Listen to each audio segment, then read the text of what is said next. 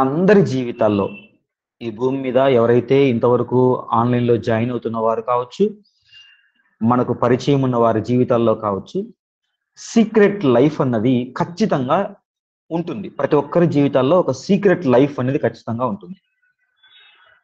ఎంత క్లోజ్గా ఉన్నా, ఎంత భార్యాభర్తలైనా, ఎంత స్నేహితులైనా కొన్ని సీక్రెట్స్ మెయింటైన్ చేస్తూ ఉంటారు మన జీవితాల్లో.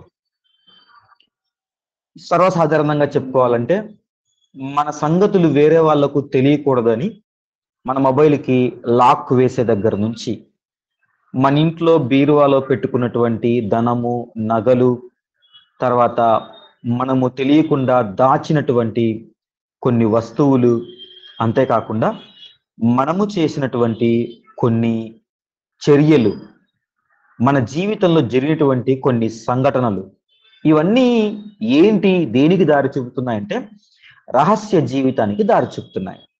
ఒక సీక్రెట్ లైఫ్, కొన్ని సీక్రెట్ ఇన్సిడెంట్స్ మన జీవితాల్లో ఉంటాయి ప్రియమైన దేవుని వలన. అంతేకాకుండా కొన్ని రహస్య చర్యలు మన జీవితాల్లో కొనసాగిస్తూ ఉంటాం మన దైనందిన జీవితాల్లో. అవి మంచివైనా సరే, లేదా దేవునికి వ్యతిరేకమైనవైనా సరే. అయితే ఈ రహస్య జీవితం ఎంతవరకు మనకు ఉపయోగకరం? ఈ రహస్య జీవితం ఎంతవరకు మనకు ప్రమాదకరం? ఈరోజు మనం చర్చించుకునేటువంటి అంశం ఏంటనంటే రహస్య జీవితం ప్రమాదమా? ప్రయోజనకరమా? మన జీవితాల్లో మనము నడిపించేటువంటి కొన్ని రహస్య సంగతులు, అవి మన ఉద్యోగ పరంగా కావచ్చు, చదువు పరంగా కావచ్చు, స్నేహాల పరంగా కావచ్చు, కుటుంబంలో ఉన్నటువంటి పరిస్థితుల పరంగా కావచ్చు, మనము చేస్తున్న కొన్ని తప్పుడు పనులు కావచ్చు, ఏవైనా సరే రహస్య జీవితాన్ని దేవుడు మన జీవితాల్లో ఇది ఓకే, ఇది మీ జీవితానికి మంచిది అని అనుమతించాడా, లేదా ఆ రహస్య జీవితాన్ని ఏమైనా వద్దని చెప్పాడా? బైబిల్ దీని గురించి ఏం చెప్తుంది? కొన్ని సంగతులు ఈరోజు ధ్యానించుకునేటువంటి ప్రయత్నం చేద్దాం. ఎందుకంటే మనందరి జీవితాల్లో ఏదో ఒక సంఘటన ద్వారానో, ఏదో ఒక పరిస్థితుల్లోనో ఇటువంటి లైఫ్ని మనం అందరం లీడ్ చేస్తున్న వాళ్ళం. ఒక లక్షణం మన జీవితాల్లో కొనసాగుతుంది అనంటే మనం అందరం ఎలా ఉండాలి అనంటే, ఇది దేవుని దృష్టికి అనుకూలమా కాదా అని చెక్ చేసుకొని మన జీవితాల్లో ముందుకు తీసుకెళ్ళాలి. సో అలాంటి లక్షణాన్ని మనం అందరము సర్వసాధారణంగా కలిగి ఉన్నాం కాబట్టి దేవుడు దీని విషయంలో మనకి ఏం చెబుతున్నాడు అన్న సంగతులను మనం ఈరోజు బైబిల్ గ్రంథం నుంచి పరిశీలించుకునేటువంటి ప్రయత్నం చేద్దాం. లూకా రాసిన సువార్తలో యేసుక్రీస్తు ప్రభుల వారే స్వయాన ఈ రహస్య జీవితం గురించి ఒక స్టేట్మెంట్ ఇస్తున్నాడు. అది ఎంత తీవ్రమైన స్టేట్మెంట్ అనంటే, ఒక్కసారి ఆయన నోటి నుంచి అలాంటి మాట వచ్చింది అనంటే పొల్లు పోకుండా మనందరి జీవితాల్లో జరిగే సంఘటన ఆయన మాట్లాడే మాట. చూడండి, లూకా రాసిన సువార్త 12వ అధ్యాయము, లూకా రాసిన సువార్త 12వ అధ్యాయము మొదటి వచనం నుంచి కొన్ని మంచి సంగతులు అక్కడ రాయబడ్డాయి. నేను చదువుతాను, దయచేసి వినటానికి ప్రయత్నం చేయండి. ఎవరైనా బైబిల్ ఓపెన్ చేసి ఉంటే మీరు కూడా చదవటానికి ప్రయత్నం చేయండి. లూకా రాసిన సువార్త 12వ అధ్యాయము మొదటి వచనం నుంచి. అంతలో ఒకరినొకడు తొక్కుకొన్నట్లు వేల కొలది జనులు కూడినప్పుడు ఆయన తన శిష్యులతో మొదట ఇట్లని చెప్పసాగెను. సిచ్యువేషన్ ఏంటనంటే, యేసుక్రీస్తు ప్రభుల వారు ఫలానా ఒక సందర్భములో, ఒక ప్లేస్లో సువార్తను ప్రకటిస్తున్న సమయంలో ఆయన మాటలు వినటానికి వేల కొలది జనాలు వచ్చారట. వేల కొలది. ఎలాంటి జనాలంట అవి? ఒకరినొకడు తొక్కుకునేంత జనాలట. యేసుక్రీస్తు ప్రభుల వారి యొక్క ప్రభావం ఆనాడున్న సమాజంలో ఎంత గొప్పగా ఉంది అనంటే, ఆయన మాటలు వినటానికి కొన్ని వేల మంది గుమికూడి వచ్చారు. వేల కొలది జనములు ఒకరినొకడు తొక్కుకున్నట్లు. ఇప్పుడు యేసుక్రీస్తు ప్రభుల వారు ఒక రాయి మీదనో, లేకపోతే ఒక టేబుల్ మీదనో, ఒక అరుగు మీదనో ఇలా నిలవబడి, ఒక ఎత్తైన ప్రదేశంలో నిలవబడి ఉన్నప్పుడు ఆయన చుట్టూ ఉన్న జన సమూహము ఎంతమంది అనంటే వేల మంది. ఏమా? ఐదు వేల మంది, తర్వాత 4,000 మంది. లెక్క చెప్పిన సందర్భాలు వేరు, లెక్క లేనన్ని చెప్పినటువంటి సందర్భాలు కూడా ఉన్నాయి. యేసుక్రీస్తు ప్రభుల వారి యొక్క స్థితి ఆ రోజు, ఆయన పాపులారిటీ అంత గొప్పగా ఉండేది. అలాంటి జనాల మధ్యలో ఆయన నిలవబడి గట్టిగా మాట్లాడుతున్నాడు. నేను ఎందుకు ఈ విషయాన్ని, ఈవెన్ లూకా గారు ఎందుకు ఆ విషయాన్ని ప్రస్తావించారంటే, ఎంత తీవ్రంగా, ఎంత గట్టి స్వరముతో ఆయన మాట్లాడవలసి వచ్చిన సందర్భమో మనం అర్థం చేసుకోవటానికి దానికి ముందు ఆ వచనాన్ని రాయించారు. కొన్ని వేల మంది అని అంటే, ఆయన రోజు మైక్ సిస్టమ్, సౌండ్ సిస్టమ్ ఇదంతా ఏమీ లేదు.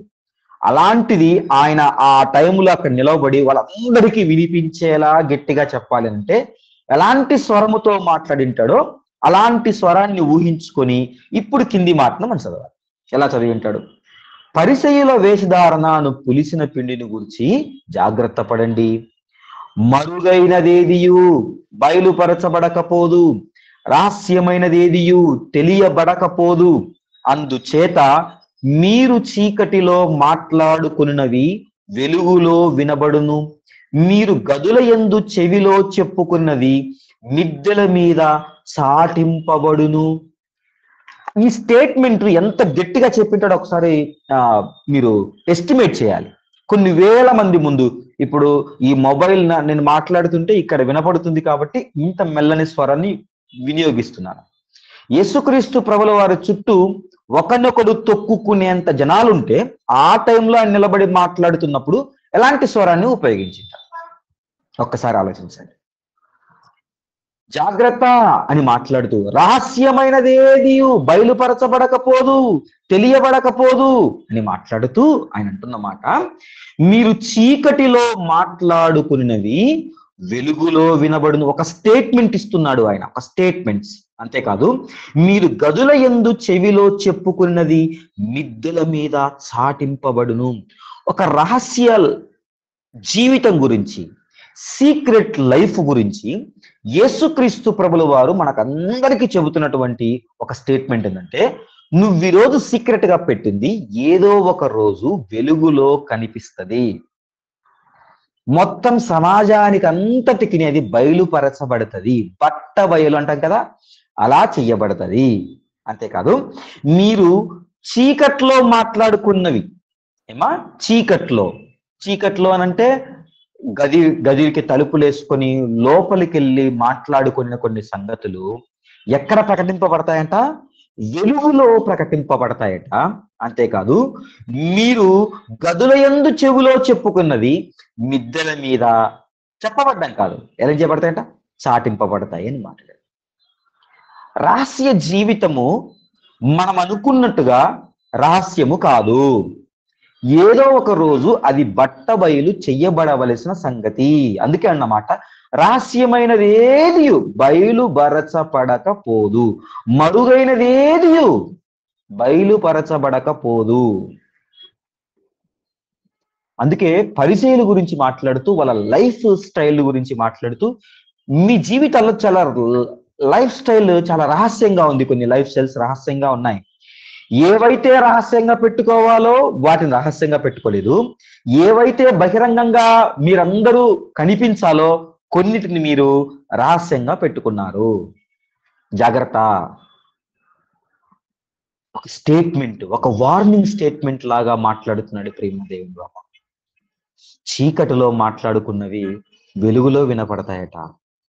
మన జీవితాల్లో రహస్యాలు, ముఖ్యంగా యవనస్తుల జీవితాల్లో రహస్యాలు చాలా ఉంటాయి. ఫోల్డర్లో ఫోల్డర్, అబ్బో. ఇంకా secret codes, secret mails, secret passwords, చాలా సీక్రెట్ చాటింగ్స్, సీక్రెట్స్ అకౌంట్స్, ఎవరికి తెలియదు అనుకొని మనము ఎంతో రహస్యంగా చేస్తున్నాను ఇది అని అనుకుంటూ ముందుకు తీసుకెళ్తున్న సంగతులు, వాటి గురించి దేవుడు మాట్లాడుతున్న మాట ప్రేమిన దేవుని వల్ల. జాగ్రత్త, మరుగైనది ఏది బయలుపరచబడకపోదు. ఇంకా చూడండి, ఇర్మియా గ్రంథం చూడండి. ఇర్మియా గ్రంథము 23వ అధ్యాయము, 23వ అధ్యాయము 24వ వచనాన్ని ఒక్కసారి చూడండి ప్రియమైన దేవుని వాళ్ళరా. 23వ అధ్యాయము 24వ వచనం ఏముందంటే అక్కడ యెహోవా సెలవిచ్చిన మాట ఏదనగా, నాకు కనబడకుండా రహస్య స్థలములలో దాగగలవాడెవడైనా కలడా? నేను భూమి ఆకాశముల ఎన్నంతటా ఉన్నవాడను కానా? ఇదే యెహోవా వాక్కు. నాకు కనబడకుండా రహస్య స్థలములలో దాగగలవాడు ఎవడైనా కలడా? రహస్య స్థలములలో దాగగలవాడు ఎవడైనా కలడా? నాకు కనబడకుండా చేయగలవా నువ్వు? నాకు కనబడకుండా నువ్వు దాక్కోగలవా? Secret bunkers, secret lockers, secret passwords నాకు కనబడకుండా చేయగలవా నువ్వు? మీ ఇంటి వారికి కనబడకుండా ఏమైనా చేయగలవేమో. నీ నీ యొక్క స్కూల్లో టీచర్స్ కనబడకుండా చేయగలవేమో. నీ లెక్చరర్స్ కనబడకుండా చేయగలవేమో. నీ సంఘ కాపరికి తెలియబడకుండా నువ్వు నీ సీక్రెట్ లైఫ్ ని కొనసాగించగలవేమో. దేవుడు అన్నమాట, నేనున్నాను కదా పైన. నాకు కనబడకుండా ఎవరైనా చేయగలరా ఇది అని మాట్లాడుతున్నాడు ప్రియమైన దేవుని వాళ్ళ. ఏదైనా సరే, ఎనీథింగ్.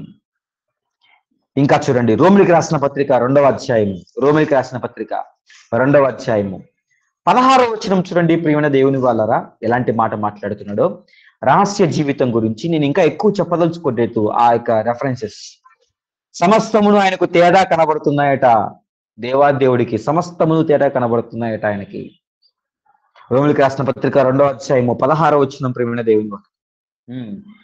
దేవుడు నా సువార్త ప్రకారము యేసుక్రీస్తు ద్వారా మనుష్యుల రహస్యములను విమర్శించు దినమందు ఇలాగు జరుగును. నువ్వు నీ రహస్యాన్ని సంవత్సరం దాచగలవు, నీ రహస్యాన్ని 10 సంవత్సరాలు దాచగలవు, నీ రహస్యాన్ని నీ జీవితాంతం దాచగలవు. కానీ దేవుడు ఏమంటున్నాడు తెలుసా? నీ రహస్యాలు విమర్శ దినమందు విప్పబడతాయి. నీ రహస్యాలు విమర్శ దినమందు నేను విమర్శిస్తాను, అన్ని బట్టబయలు చేస్తాను, 70 mm స్క్రీన్ లో వేసి మరి చూపిస్తాను అని మాట్లాడుతున్నాను. ఇది నమ్మగలమా మనం? ఇది ఫ్యాక్ట్ అని నమ్మగలమా ప్రియమైన దేవుని వాళ్ళరా? ఈరోజు సోషల్ మీడియాలో టెక్నాలజీ ఎలా ఉందో తెలుసా?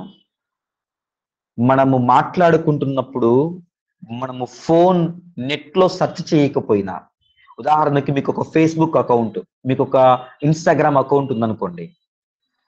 మీరు ఇన్స్టాగ్రామ్ ఓపెన్ చేయకుండా జస్ట్ నెట్ ఆన్ చేసి మీ ఫోన్ మీ స్నేహితులతో మాట్లాడుతూ ఉంటారు. నార్మల్గా ఫోన్లో మాట్లాడినా, ఇలా ఎదురెదురుగా కూర్చొని మాట్లాడుకున్నా సరే, రే అసలు ఫ్రిడ్జ్ కొనాలనుకుంటున్నాను, మా ఇంటికి ఫ్రిడ్జ్ కావాలనుకుంటున్నాను, కొంచెం పెద్దది కావాలి, డబల్ డోర్ కావాలి, ఏదైనా మంచి సజెషన్స్ చేయని ఒకరికొకరు మాట్లాడుకున్నారనుకోండి.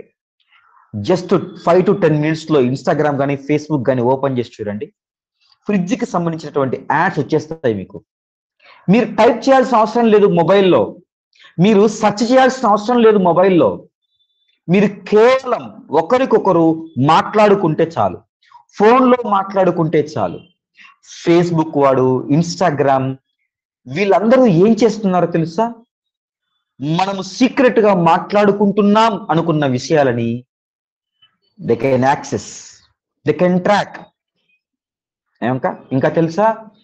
మనము ఉదాహరణకి మనము కర్నూలు వెళ్ళామనుకోండి, ఇక్కడి నుంచి కర్నూలులో మనకు తెలిసినటువంటి ఫ్రెండ్ ఎవరైనా ఉన్నారనుకోండి, వాడికి మెసేజ్ వెళ్ళిపోతుంది, మీ ఫ్రెండ్ కర్నూలు వచ్చాడు, ఏమైనా కలుస్తారా అని అంటారు. ఏమైనా కలుసుకుంటారా? పలానా కాఫీ షాప్ బాగుంటుంది, ఇద్దరు అక్కడ కలుసుకోండి అని అదే మనకు సజెషన్ చేస్తూ ఉంటది. మనము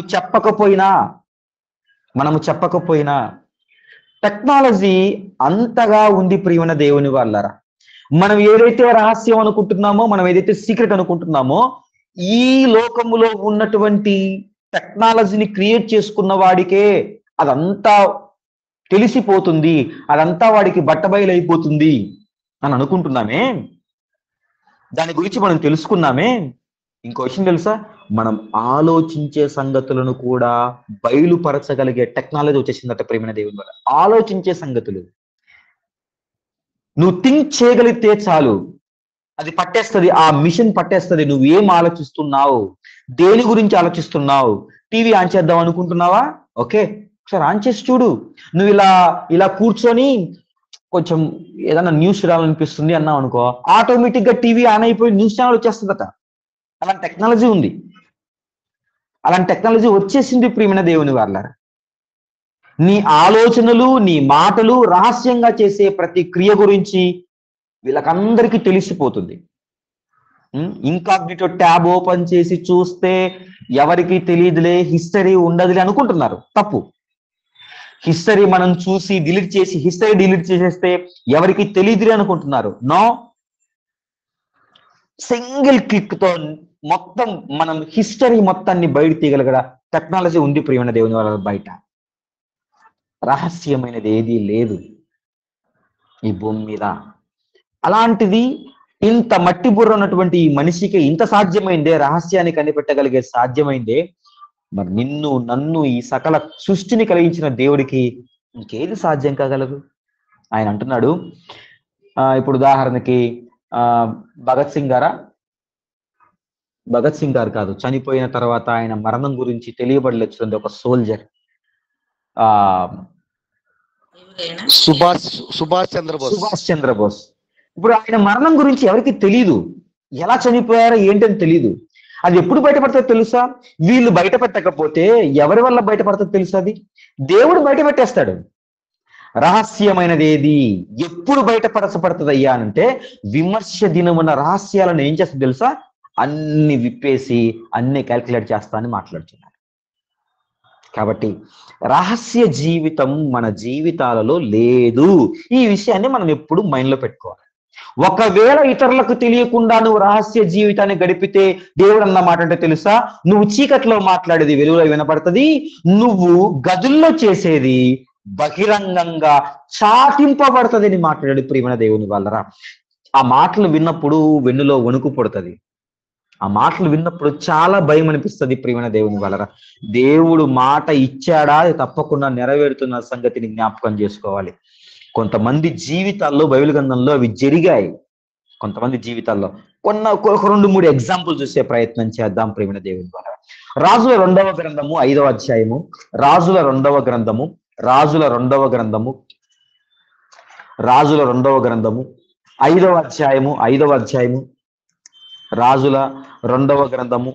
అధ్యాయము 24వ వచనం.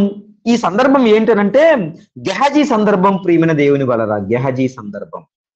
ఆ సందర్భములో ఎలీషా ప్రవక్త గారు ఉన్నారు అక్కడ. ఆ ఎలీషా ప్రవక్త గారు ఒక సిరియా రాజు సైన్యాధిపతి అయినటువంటి నయమానుడు ఏం చేయగలుగుతాడంటే తన యొక్క కుష్ఠరోగాన్ని నయం చేయగలిగాడు. వస్తాడు, అయ్యా నాకు కుష్ఠరోగం ఉంది అనగానే నువ్వు పలానా నదిలోకి వెళ్ళి 7 సార్లు మునుగుపో అంటాడు. తన యొక్క దేహము పసిపిల్లల దేహం వలె మారిపోతుంది. ప్రవక్త దగ్గరికి వచ్చి, అయ్యా కొన్ని బహుమానాలు ఇస్తాను, దేవుడు నాకు కృప చూపించాడు, కృతజ్ఞతగా నేను మీకు ఇస్తానంటే ఎలీషా ప్రవక్త ఏం చేస్తారంటే, వద్దు నాకు అవసరం లేదని మాట్లాడతాడు ప్రియమైన దేవుని వల్ల. దెన్ పక్కన ఉన్నటువంటి గెహజీకి, ఏంటి మా అయ్యగారు ఇలా మాట్లాడుతున్నారే, అరే ఊరికే తీసుకోవట్లేదు కదా, ఏదో ఒక దేవుడు చేసినటువంటి మేలును బట్టేగా తీసుకుంటున్నది అని మాట్లాడితే, ఎలీషా ప్రవక్తకి వేరే ఇన్స్టింక్ట్ ఉంది, ఎలీషా ప్రవక్తకి వేరే యొక్క ఆలోచన ఉంది, ఆయన భావజాలం వేరు. సమయం ఇది కాదనుకున్నాడు, వద్దనేశాడు, వెళ్ళిపోయాడు ప్రియమైన దేవుని వల్ల. కానీ గెహజీకి ఆ ధనం మీద, ఆ వస్తువుల మీద మనసు పడింది. రథం వెంబడి పరిగెట్టాడు ప్రియమైన దేవుని వల్ల. ఎప్పుడైతే అయ్యగారికి తెలియకుండా, ఎలీషా ప్రవక్త గారికి తెలియకుండా రథం వెంబడి పరిగెత్తి, అయ్యా మా అయ్యగారికి కొంతమంది చూడడానికి వచ్చారు, విజిటర్స్ వచ్చారు, వాళ్ళకు భోజనం ఏర్పాటు చేయాలి, సో మీ నుంచి కొన్ని బహుమతులు కావాల్సి ఉంటుంది మాకు అని అంటే, వద్దన్న అయ్యగారే మళ్ళీ కావాలని కోరుకుంటున్నారు కదా అని చెప్పేసి అంతకు రెట్టింపు ఇచ్చి పంపిస్తాడు ప్రియమైన దేవుని వల్ల. కానీ ఈ విషయము ఎలీషా ప్రవక్త గారికి తెలియదు. వెంటనే గెహజీ గారు ఏం చేస్తారంటే, ఈ యొక్క సామానంతా, ఈ యొక్క సంపద అంతా తీసుకెళ్లి సీక్రెట్ గదిలో పెట్టేసేసి ఏమీ తెలియనట్టు ఎలీషా ప్రవక్త దగ్గరికి వస్తాడు. చూడండి 24వ వచనం.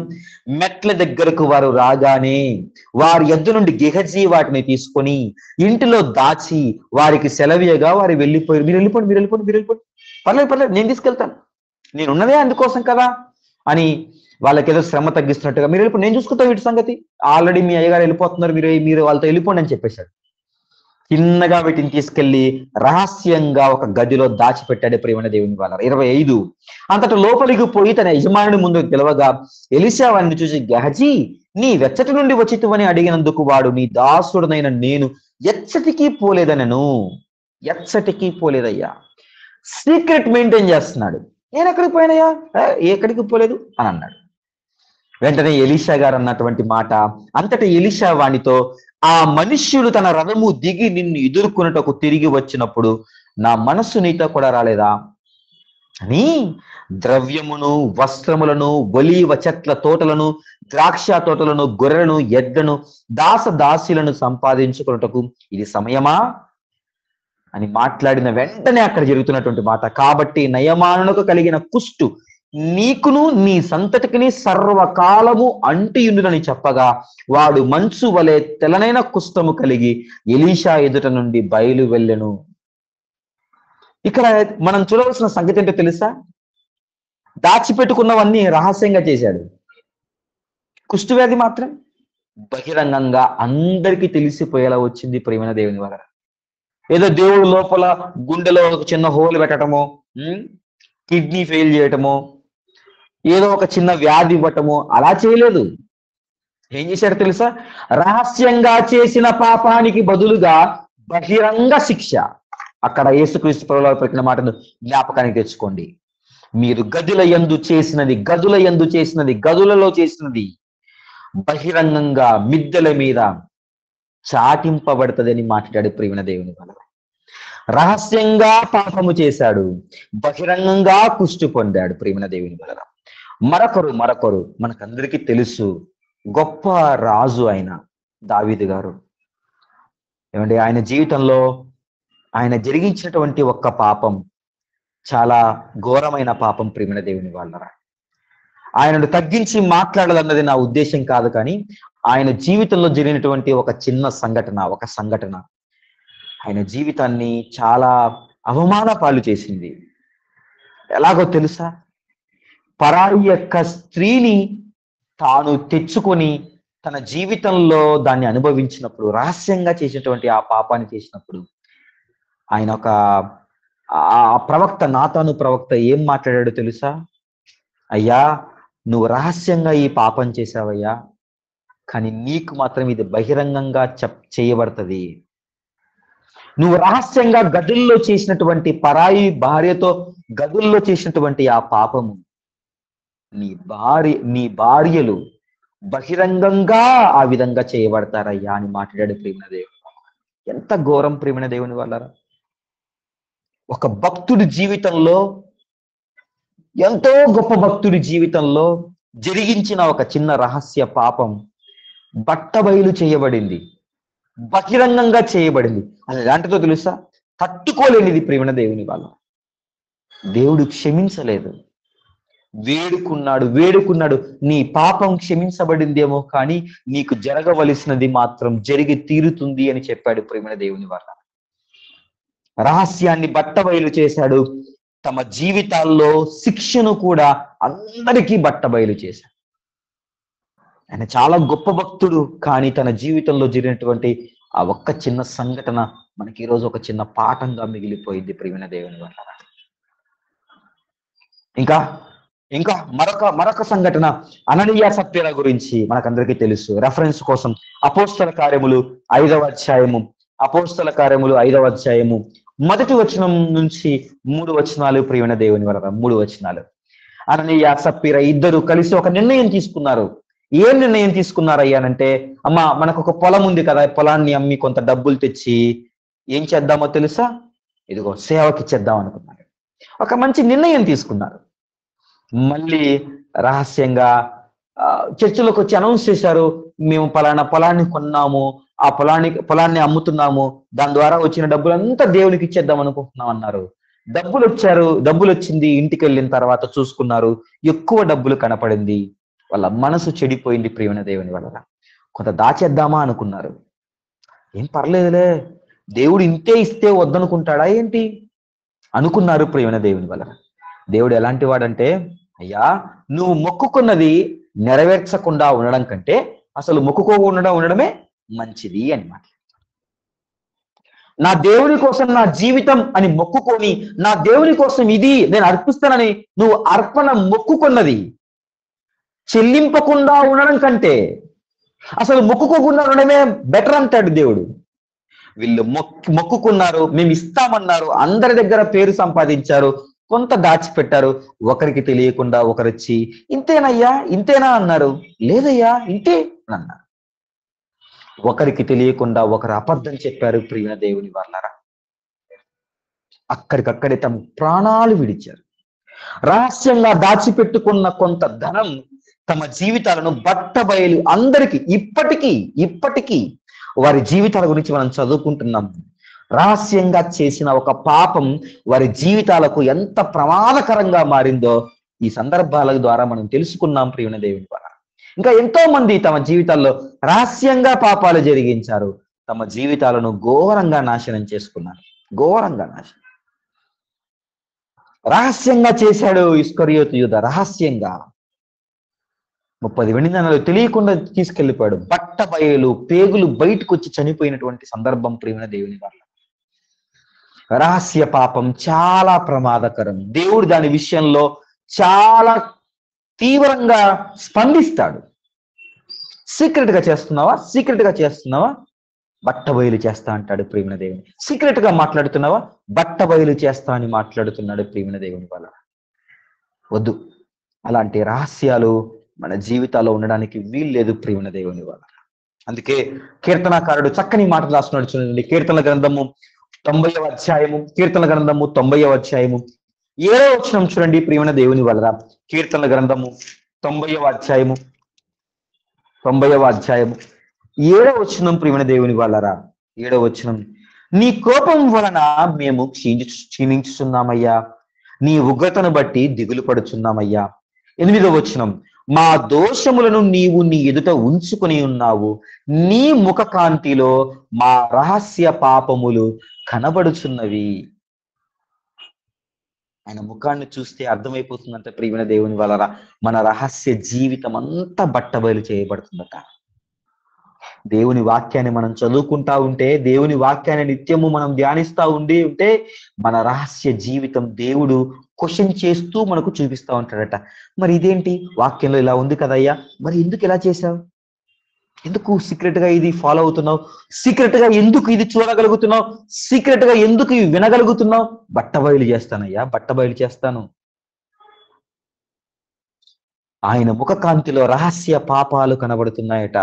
19వ అధ్యాయము కీర్తనల గ్రంథము 19వ అధ్యాయము 12వ వచనం చూడండి ప్రియమైన దేవుని వల్ల. 12వ వచనం, తన పొరపాటులు కనుగొనవాడెవడు, నేను రహస్యముగా చేసిన తప్పులు క్షమించి నన్ను నిర్దోషినిగా తీర్చుమయ్యా. నేను రహస్యంగా చేసిన తప్పులయ్యా క్షమించయ్యా, నిర్దోషిగా నన్ను తీర్చయ్యా అని అడుగుతున్నాడు ప్రియమైన దేవుని వల్ల. రహస్యంగా చేసే పాపాలను ఒప్పుకునే ప్రయత్నం చేస్తున్నాడు దావీదు గారు. రహస్యంగా చేసే పాపాలను ఒప్పుకోవాలని చెబుతున్నాడు ప్రియమైన దేవుని వలన. రహస్యంగా చేసే పాపాలు అన్నా, మనకి సీక్రెట్ లైఫే ఉండకూడదా? మరి మనకి సీక్రెట్ లైఫ్ ఉండకూడదా? ఫోన్కి పాస్వర్డ్ పెట్టుకోకూడదా? ఎవరికి తెలియకుండా ఏం చేయకూడదా? అన్ని బహిరంగంగా చేయాలా అని అంటే దేవుడు అంటాడు, ఒక సీక్రెట్ లైఫ్ చెప్తా, మెయింటైన్ చేస్తావా అని అడుగుతున్నాడు. నీకు సీక్రెట్ లైఫ్ ఇష్టం కదా, మరి మెయింటైన్ చేస్తా, నేను కొన్ని సీక్రెట్ గా చేయమంటున్నా, చేయగలుగుతావా అని మాట్లాడుతున్నాడు. చూద్దామా ఏమేమి ఆయన సీక్రెట్ గా చేయమంటున్నాడో ఒకసారి చూసే ప్రయత్నం చేద్దాం ప్రియమైన దేవుని వలన. మత్తయి రాసిన సువార్త 6వ అధ్యాయం, మత్తయి రాసిన సువార్త. రహస్య జీవితం ఎంత ప్రమాదకరమో, రహస్య పాపం ఎంత ప్రమాదకరమో, రహస్యంగా చేసే పాపాలు ఎంత ప్రమాదకరమో మనం చూసాం. ఇప్పుడు ఒక రహస్య జీవితము దేవుని దృష్టిలో యోగ్యమైనదిగా ఉందట. ఏంటయ్యా రహస్య జీవితం అంటే, మత్తయి రాసిన సువార్త 6వ అధ్యాయము 6వ వచనం ఒకసారి చూడండి ప్రియమైన దేవుని వల్ల. 6వ వచనం, నీవు ప్రార్థన చేయనప్పుడు గదిలోనికి వెళ్ళి తలుపు వేసుకో, రహస్యమందున నీ తండ్రికి ప్రార్థన చెయ్యి, రహస్యమందు ప్రార్థన చెయ్యి, రహస్య ప్రార్థన చెయ్యి అని మాట్లాడుతున్నాడు. ఉమ్, అప్పుడు రహస్యమందు చూచుచున్న అప్పుడు రహస్యమందు చూచు నీ తండ్రి నీకు ప్రతిఫలమిచ్చును. ఇంకా 16వ వచనం, 17వ వచనం, 16వ వచనమా, 16వ వచనం. మీరు ఉపవాసము చేయనప్పుడు వేషధారుల వలె దుఃఖముఖలై ఉండకండి. వేషధారుల వలె దుఃఖముఖలై ఉండకండి. 17వ వచనం. ఉపవాసము చేయించినట్టు మనుషులకు కనబడవలనని కాక రహస్యమందున నీ తండ్రికే కనబడవలనని నీవు ఉపవాసము చేయి. ఉపవాసం, ప్రార్థన రహస్యంగా చేయి, ఉపవాసం రహస్యంగా చేయి. అప్పుడు రహస్యమందు చూచుతున్న నీ తండ్రి నీకు ప్రతిఫలం ఇచ్చును. నీ ఉపవాసాన్ని బహిరంగంగా చేస్తే దేవుడు అంటాడు నేను చూడనంటాడు. నీ ప్రార్థన బహిరంగంగా చేస్తే నాకు ఇష్టం లేదంటాడు, నేను లైట్ తీసుకుంటానని మాట్లాడుతున్నాను. నువ్వు ఒంటరిగా చేస్తున్న ఒక ప్రార్థన అందరికీ వినపడేలా, అందరికి కనబడేలా చేయకు. సీక్రెట్ గా మెయింటైన్ చేయి. నాతో సమయం గడుపు. నేను నేను నీతో సీక్రెట్స్ మాట్లాడతా అని మాట్లాడుతున్నాడు ప్రియమైన దేవుని వల్లరా. మన ఇద్దరం మాట్లాడుకుందాం రా సీక్రెట్స్ కావాలంటే. నీ రోజు జీవితంలో నువ్వు చేసిన ప్రతి పని నాతో సీక్రెట్ గా మాట్లాడరాదు. నాతో సీక్రెట్ గా మాట్లాడు. డైరీలు రాస్తుంటారు సీక్రెట్ గా డైరీలు. నో, నీ డైరీ నాతో రాయి, నాతో కూర్చొని రాయి అని అడుగుతున్నాడు ప్రియమైన దేవుని వల్లరా. అప్పుడు నీతో కలిసి ఉంటా, నీతో మాట్లాడతా. బహిరంగంగా చేసేదానికి మనం ఇంట్రెస్ట్ చూపుతున్నాం. ఇంకా చూడండి 19వ వచనమా. మీరు రహస్యంగా చేయకుండా ఏం చేయమంటారంటే మీరు ఏమంటారు, మీరు ఒక చేతికి తెలియకుండా మరో చేతికి ఏం చేయమంటున్నారమ్మా, ఏమంటాడంటే దానం చేయమంటాడా, ధర్మము చేయమంటాడు. మీరు కుడి చేత్తో చేసినది ఎడమ చేతికి తెలియకుండా మీరు ఏం చేయాలంటే దానం చేయండి అని మాట్లాడుతున్నాడు ప్రియమైన దేవుని వల్ల. మన ధర్మము, మన దానము రహస్యంగా ఉండాలి. మన ప్రార్థన రహస్యంగా ఉండాలి. మనము చేసేటువంటి ఉపవాసం రహస్యంగా ఉండాలి. ఇవి నీ జీవితంలో ఉండాల్సిన సీక్రెట్ లైఫ్. తలుపేసుకో, గదిలోనికి వెళ్ళిపో, నాతో పర్సనల్ గా, నాతో సీక్రెట్ గా మాట్లాడే ప్రయత్నం చేయి. ఎవరెవరితోనో సీక్రెట్ గా మాట్లాడతావుగా గదుల్లోకి వెళ్ళిపోయి, ఎవరితోనో సీక్రెట్ గా మెయింటైన్ చేస్తున్నావు కదా ప్రతిదీ. వద్దు, నాతో రిలేషన్షిప్ మెయింటైన్ చేయి అని మాట్లాడుతున్నాడు ప్రియమైన దేవుని వల్ల. రహస్యంగా చెయ్యాలి. అందుకే మన జీవితాల్లో రహస్య పాపాన్ని వదిలిపెట్టి రహస్య ప్రార్థనను అలవాటు చేసుకోవాలి. అందుకే కొరింథీ సంఘానికి రాసినటువంటి 2వ పత్రికలో చూడండి ఏం మాట్లాడుతున్నాడు. కొరింథీ సంఘానికి రాసినటువంటి 2వ పత్రిక 4వ అధ్యాయము 2వ వచనం చూడండి ప్రియమైన దేవుని వల్ల. 4వ అధ్యాయం 2వ వచనం. అయితే మేము పరిచర్లో ఉన్నాం కదా, అయితే కుయుక్తిగా నడుచుకున్నాం, దేవుని వాక్యమును వంచముగా బోధింపము, సత్యమును ప్రత్యక్షపరచుటకై ప్రతి మనుష్యుని మనస్సాక్షి ఎదుట మమ్మును మేమే దేవుని సముఖమందు మెప్పించుకొనుచు అవమానకరమైన రహస్య కార్యములను విసర్జించి ఉన్నాము. రహస్య కార్యాలు విసర్జిస్తున్నాం. మేము రహస్య ప్రార్థనను కొనసాగిస్తున్నాం. రహస్య పాపాలు పక్కన పెట్టాం.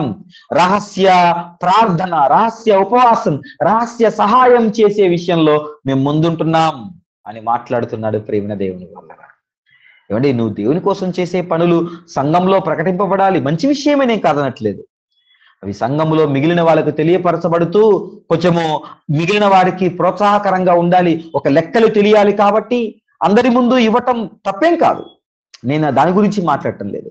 నువ్వు సహాయం చేస్తావే, నువ్వు దానాలు చేస్తావే, కొన్ని రహస్యంగా ఉండాలి అని మాట్లాడుతుంది ప్రియమైన దేవుని ద్వారా.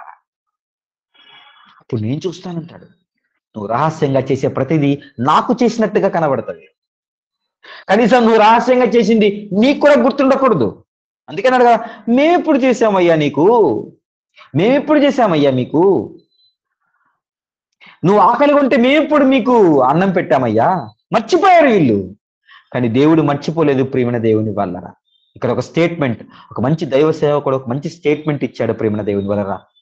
ఆయన మాటనే నేను ఇక్కడ మాట్లాడుతున్నాను, ఆయన మాటనే నేను ఇక్కడ చెప్తున్నాను. ఏమన్నాడు తెలుసా ఆయన? మంచి మాట. రహస్య పాపం ఎంత ప్రమాదకరమో రహస్య ప్రార్థన అంతే ప్రయోజనకరం అని మాట్లాడాడు. రహస్య పాపం మన జీవితాలకి చాలా ప్రమాదం, చాలా అంటే చాలా ప్రమాదం. బట్టబయలైపోతాం మన జీవితాల్లో. అదే రహస్య ప్రార్థన మన జీవితాలకు చాలా మేలు తెచ్చిపెడుతుంటే ప్రియమైన దేవుని వల్ల. ఒక హిజ్కియా గారు తన జీవితంలో మరణం సంభవించే సమయంలో ఏం చేశాడు తెలుసా? గదిలోనికి వెళ్ళిపోయాడు. ప్రవక్త వచ్చి, నువ్వు మరణం కాబోతున్నావు, నీ ఇల్లు సర్దుకో అయ్యా అని మాట్లాడితే ఆ భక్తుడు ఏం చేశాడు తెలుసా? లోపలికి వెళ్ళిపోయాడు, గోడ తట్టు ముఖం తిప్పుకున్నాడు, గదిలోనికి వెళ్ళి తలుపేసుకున్నాడు, ప్రేయర్ చేయగలుగుతున్నాడు. ప్రియమైన దేవుడికి, ఏమయ్యా నా జీవితాన్ని జ్ఞాపకం చేసుకో అయ్యా, ఒకసారి నా జీవితాన్ని జ్ఞాపకం చేసుకో. రహస్యంగా చేసినటువంటి ఆ ప్రార్థన తన జీవితంలో ఎంత మేలు తెచ్చిపెట్టిందో తెలుసా? 15 years గ్రాంట్ చేశాడు ప్రియమైన దేవుని వాళ్ళరా. సూర్యుని ఆపేశాడు, సూర్యుని వెనక్కి తెప్పించేశాడు, నీడ వెనక్కి మళ్ళీపోయింది, వెళుతున్న ప్రవక్త వెనక్కి వచ్చాడు, వెళుతున్న ప్రవక్త వెనక్కి వచ్చేసాడు. చిన్న ప్రార్థన, రహస్యంగా చేసిన ప్రార్థన దేవుని సముఖానికి చేరిపోయిందని మాట్లాడుతున్నాడు ప్రియమైన దేవుని వాళ్ళ. యాకోబు గారు ఎబ్బోకు రేవులో చేసినటువంటి ప్రార్థన, ఆయన దూరంగా తన ఫ్యామిలీ పక్కన పెట్టేశాడు, మీరు ఎక్కడ ఆగని అన్నాడు, కొంచెం దూరం వెళ్ళిపోయాడు, అక్కడ పెనుగులాడుతున్నాడు దేవుడితో, రాత్రంతా పెనుగులాడుతున్నాడు ప్రియమైన. రహస్యంగా నా ఫ్యామిలీని వెంట పెట్టుకోలేదు, తన భార్యలను తన పిల్లలను వెంట పెట్టుకు ఎవరికి అందరికీ దూరంగా వెళ్ళిపోయాడు. మీరు ఆగండి, నాకు ఈ రోజు టైం ఉంది, నాకు ఈరోజు కొంచెం పని ఉంది అని మాట్లాడుతున్నాడు. మన ఇంట్లో చెప్పగలమా? నాకు 10 నిమిషాలు నాకు టైం కావాలి, నాకు 10 నిమిషాలు టైం కావాలి, నేను తలుపేసుకుంటున్నా, లోపలికి వెళ్ళి ప్రేయర్ చేసుకుంటాను, నాకు ఒక 1 hour నేను ప్రేయర్ నేను దేవునితో సీక్రెట్ గా మాట్లాడుకోవాలి, దేవునితో నేను సమయం గడపాలి. ధైర్యంగా చెప్పగలిగి ముందుకు రావాలి ప్రియమైన దేవుని వల్ల. సీక్రెట్ లైఫ్ దేవునితో ఒక సహవాసాన్ని ఏర్పరచుకునే విధంగా ఉండాలి. ఇలాంటి సీక్రెట్ లైఫ్ నీలో ఉండాలి.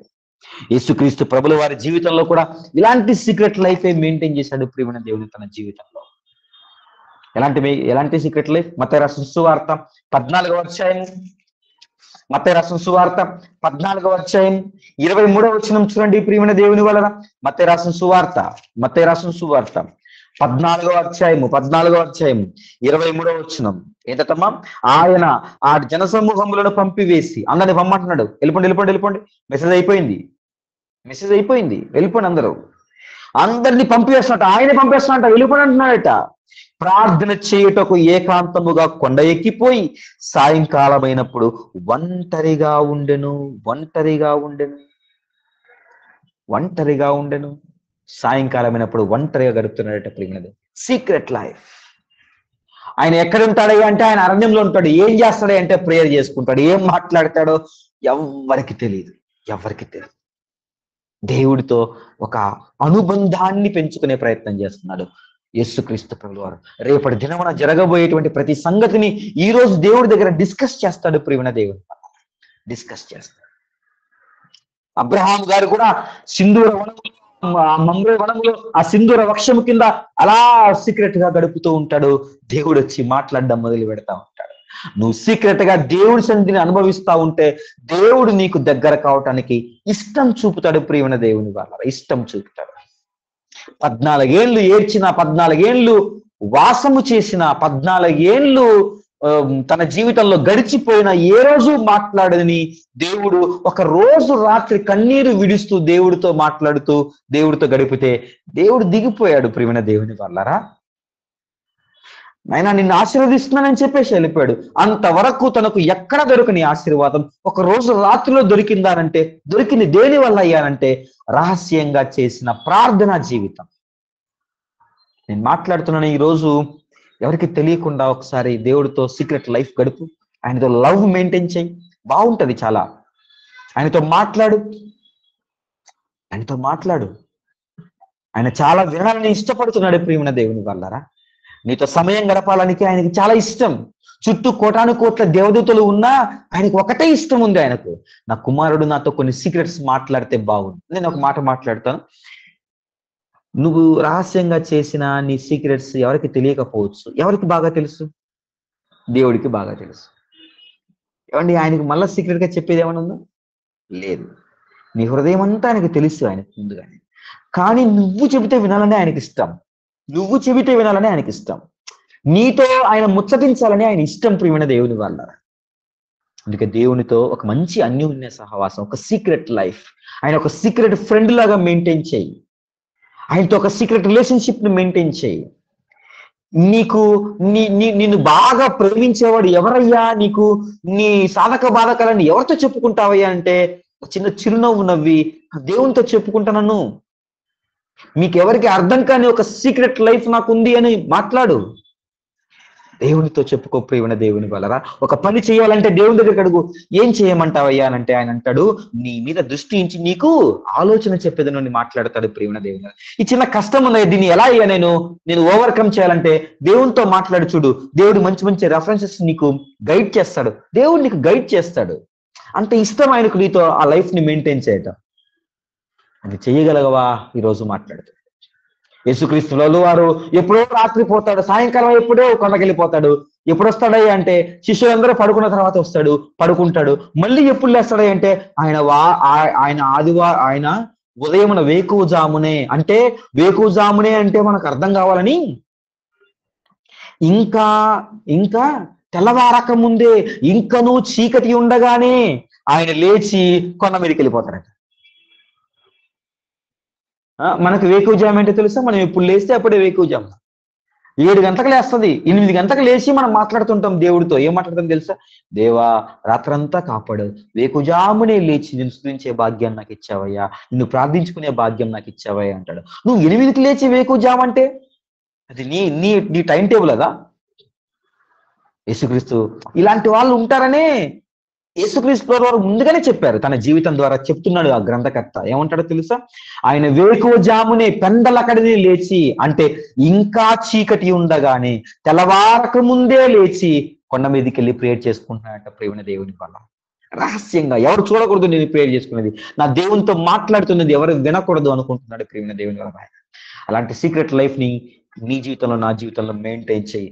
ఒక రహస్యంగా చేసేటువంటి ఒక పాపం ఎంత ప్రమాదకరమో, రహస్యంగా చేసే ఒక ప్రార్థన అంత ప్రయోజనకరం మన జీవితంలో, అంత ప్రయోజనకరం మన జీవితంలో. అలాంటి లైఫ్ ని లీడ్ చేసే ఆ యొక్క శక్తి దేవుడు మనకందరికీ ఇవ్వాలని కోరుకుంటున్నాను ప్రియమైన దేవుని వల్ల మన జీవితంలో. ఈరోజు ఒక నిర్ణయం తీసుకుందాం. రహస్యంగా చేసే ప్రతి పాపాన్ని విడిచిపెట్టే ప్రయత్నం చేద్దాం. రహస్యంగా చేసేటువంటి ఆ కాంటాక్ట్స్, ఆ రిలేషన్షిప్స్, ఆ వీడియోస్, ఆ వెబ్సైట్స్, ఆ చాటింగ్స్, ఆ యాప్స్ ఏవైతే ఉన్నాయో అవన్నీ ఈరోజు డిలీట్ చేసే ప్రయత్నం చేద్దాం. రహస్య స్నేహాలకు ఈరోజు గుడ్ బై చెప్పే ప్రయత్నం చేద్దాం. రహస్యపు అలవాట్లకు ఈరోజు గుడ్ బై చెప్పే ప్రయత్నం చేద్దాం ప్రియమైన దేవుని వల్ల. ఈరోజు దేవుడు నీతో సూటిగా ఈ విషయాన్ని మాట్లాడుతున్నాడు. ఎవరైతే వాక్యం వింటున్నాడో ఈరోజు నీతోనే మాట్లాడాలనుకుంటున్నాడు. ఆయన నీతోనే మాట్లాడాలనుకుంటున్నాడు. ఏదో ఉంది, రహస్యంగా ఏదో ఉంది, జాగ్రత్త. నన్ను నేను ప్రశ్నించుకుంటూ, నన్ను నేను హెచ్చరించుకుంటూ ఈ మాట నేను ముగిస్తున్నాను. దేవునితో మనం అందరము రహస్య జీవితాన్ని గడిపే ధన్యత, అటువంటి గొప్ప ధన్యత దేవుడు నీకు నాకు మనందరికీ దయచేయునుగాక. ఆమేన్. తలలించండి, ప్రార్థన చేసుకుందాం. దేవుణ్ణి సహాయం కోరదాం. అయ్యా, రహస్య పాపాలని విడిచిపెట్టే భాగ్యం నాకు అయ్యా. రహస్యంగా చేసేటువంటి ప్రతి చర్యను నేను